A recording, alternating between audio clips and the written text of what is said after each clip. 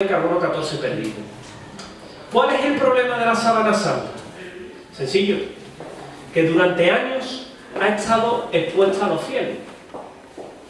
Se ha guardado veneración a ella, se le han dado besos, se le han cogido con las manos, soltando epiteliales, pero es que también ha sufrido un incendio contenido en un arca, lo que ha provocado una combustión, y como es carbono, el propio incendio ha sobrecargado a la propia sábana.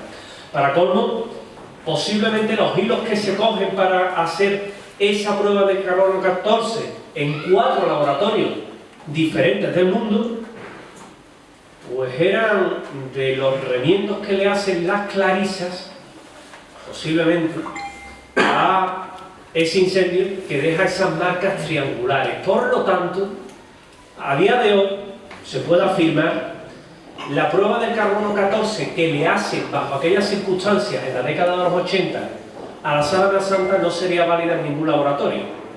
Aparte, no llevaba una descontaminación, una limpieza adecuada. Pero claro, tenemos que afanarnos en buscar otras características en el lienzo que nos indiquen, que nos inviten a pensar que es un lienzo especial. Y para eso nos vamos a encontrar con que en el año aproximadamente, la década de los 80, 1982, se autoriza un análisis, pero es que ya venía de antiguo, del año 1898, un fotógrafo que se llamaba Secondo Pia, era abogado turinés, el cual, para celebrar las bodas de plata de la familia de la casa de Saboya, hace una fotografía.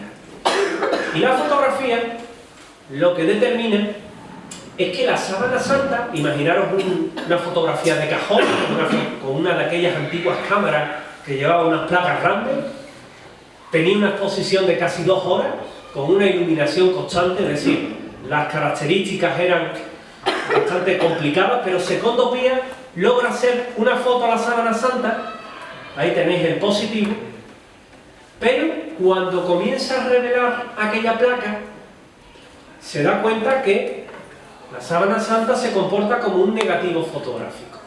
Tiene propiedades de negativo fotográfico, no es exactamente un negativo fotográfico. La sábana santa, cuando se invierten los valores, luego os voy a invitar a que hagamos un juego juntos, nos muestra esto precisamente.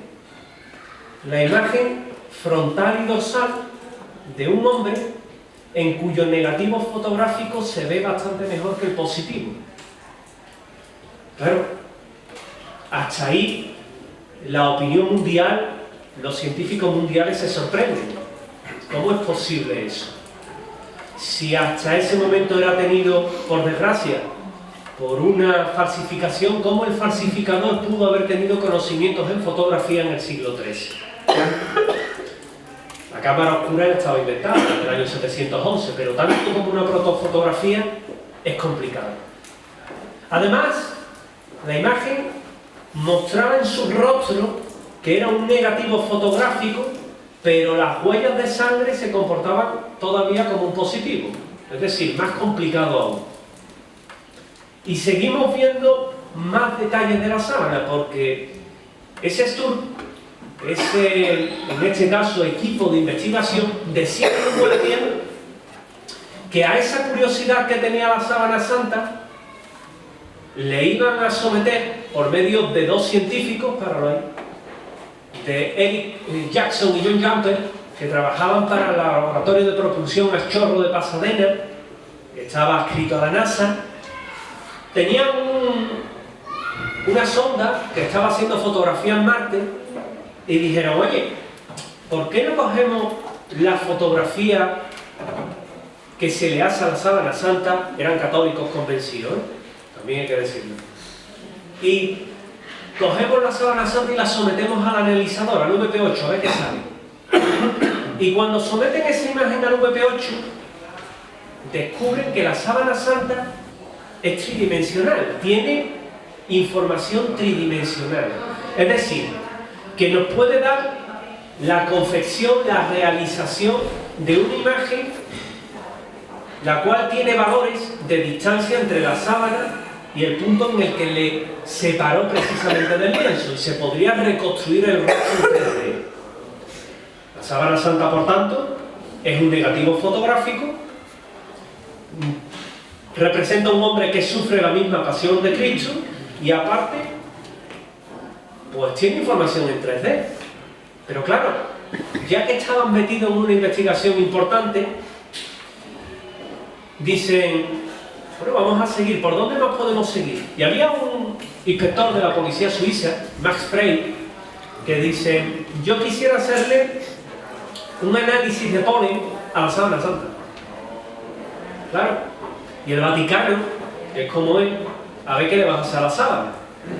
Y él lo único que dijo es que iba a coger fixo, del que usamos para nuestros hijos del colegio, se lo iba a pegar a la sábana santa, nada agresivo, iba a tirar y se iba a traer el polen que tenía. Y analizando el polen, iban a descubrir que tiene una serie, en este caso, de plantas que se corresponden con el recorrido geográfico que tiene la sábana santa. La sábana santa parte de Jerusalén pasa a Edesa, a ver al rey Adar V, allí permanece durante unos siglos hasta que Constantino la traslada, posiblemente fue la madre, Santa Elena, pero la traslada a Constantinopla, hay pólenes de toda esa zona, de allí pasa a Atenas, de donde también hay polen, de la mano de los templarios, de Otón de la Roche, y de allí pasa directamente al Lirey, y el Lirey ya tiene su recorrido por Chambéry, Vercelli, de allí a Turín, y ahí se queda. Páralo, ¿vale? Es curioso que hay otra característica. Claro, nos encontramos con los partidarios a favor, con los partidarios en contra, y en toda esta hay una característica también importante. Dicen, vamos a analizar el tejido de la sábana santa. Ya que hemos cogido y estamos analizando el polen, analicemos el tejido.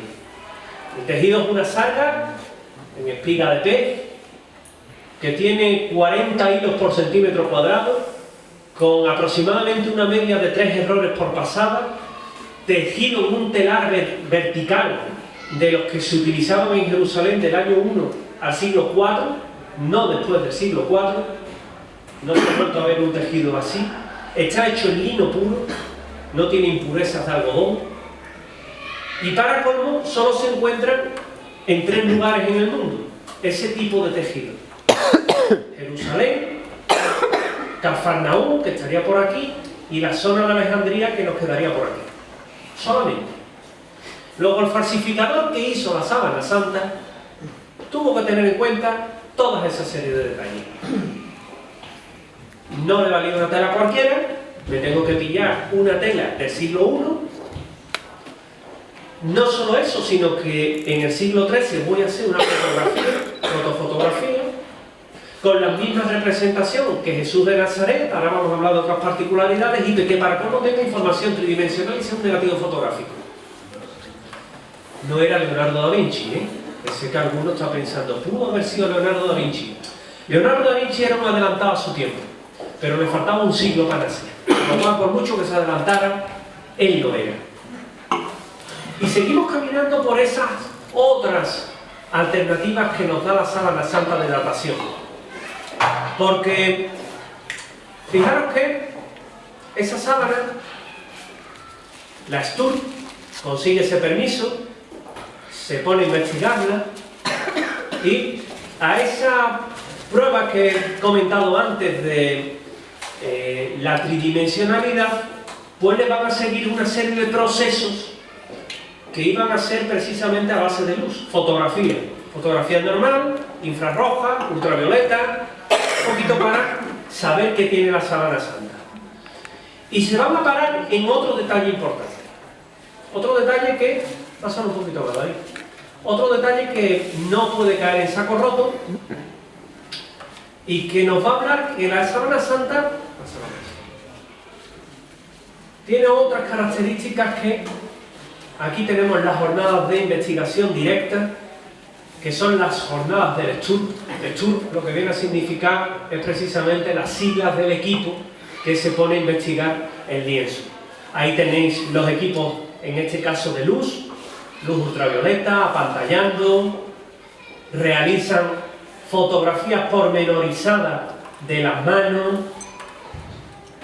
realizan fotografías directamente sobre el lienzo. Aquí tenéis el lienzo, ahí tenéis las quemaduras, como veis es bastante evidente, bastante notorio.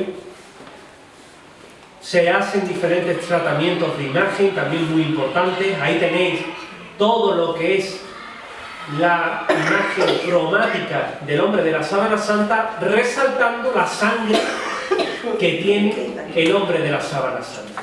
Todo esto es sangre. Evidentemente lo que más queda marcado es la que queda en mechones y frente. Y fijaros qué curioso, porque nos detenemos ahí,